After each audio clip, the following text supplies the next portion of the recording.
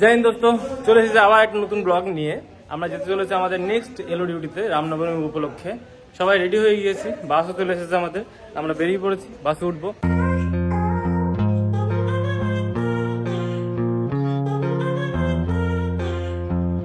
আমরা চলে এসেছি মুর্শিদাবাদের বহরমপুর শহরে। আমরা এখন সবাই মিলে বসে আছি এখানে স্কয়ার ফিল্ডের মাঠে। এটা খুবই বিখ্যাত একটা মাঠ, এখানে মহাবিদ্রোহ সংগঠিত হয়েছিল। এইটি হলো পুলিশ হেডকোয়ার্টার অফ মুর্শিদাবাদ, অর্থাৎ মুর্শিদাবাদ পিডির সদর দপ্তর। এই জায়গাটি আমার কাছে খুবই স্মরণীয়, কারণ এখানেই আমার কনস্টেবলের ইন্টারভিউ হয়েছিল।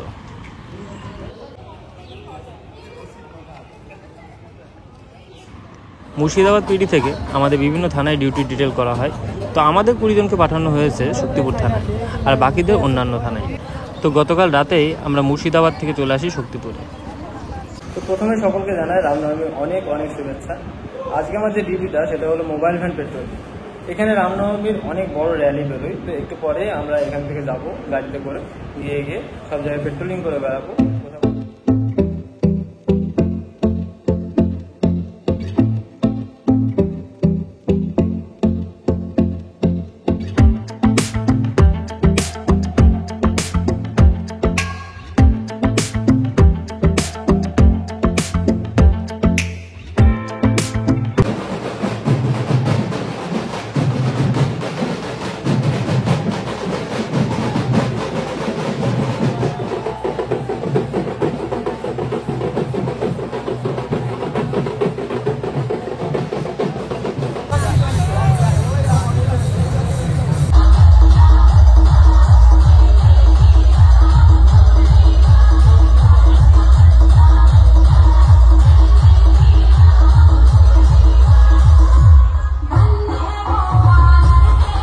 কাল রাত প্রায় 12:30টার সময় আমরা ডিউটি পোস্ট ছাড়ি, তারপরে এখানে আসি।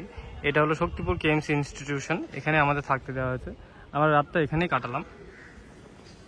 এই যে এখানে আমাদের থাকতে দেওয়া হয়েছে, এখানে শুয়ে আছে বাপ্পার বিধান, আমাদের যাটা জ্ঞানী অশোকানন্দ, এখানে আছে বিবেক, হাই, আর সৌভিক, আর এদিকে সবাই আছে ঘুমাচ্ছে, সেই জন্য ওদিকে যাচ্ছি না। বাজে দুপুর 2টো, আমাদের ভীষণ পেজে খিদে, তাই আমরা এইভাবে খাবার নিয়ে বসে পড়েছি যে যার মতো। কারো একটা গেন্দি পালারও টাইম নেই।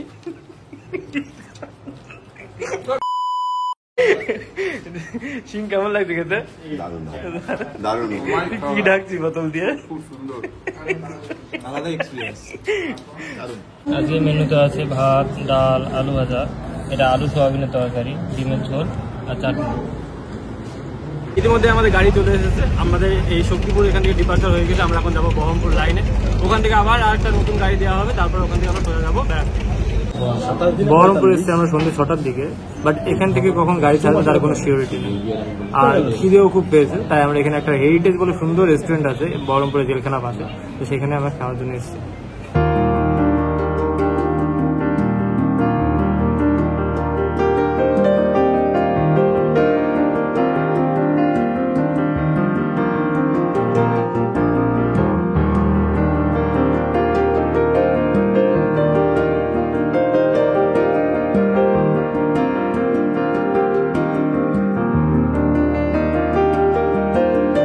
আবারও 3টে দিন কাটিয়ে এলাম এসবিএসপি এর বাইরে। দিন শেষে এবার ঘরে ফেরার পালা।